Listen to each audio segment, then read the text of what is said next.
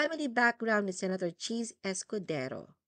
Si Cheese ang ikalawa sa tatlong anak na Salvador Sonny Escudero III at Evelina B. Guevara Escudero.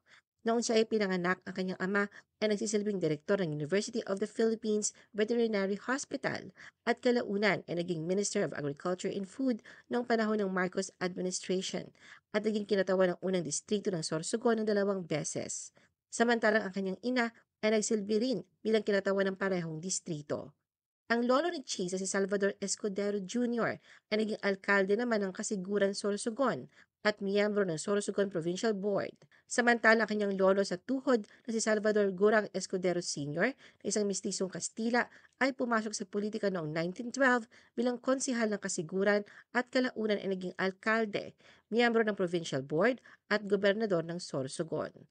Noong sumiklab ang pananakop ng mga Hapones noong 1942, siya ay nanguna sa isa sa mga tatlong unit ng mga gerilya sa lalawigan. Samantala kung ang kuya ni Cheese si Philip ay hindi tinahak ang politika, nasa pwesto naman ang nakababata niyang kapatid na si Det Escudero na nagsisilbi bilang kinatawan ng unang distrito ng Sorsogon simula 2022.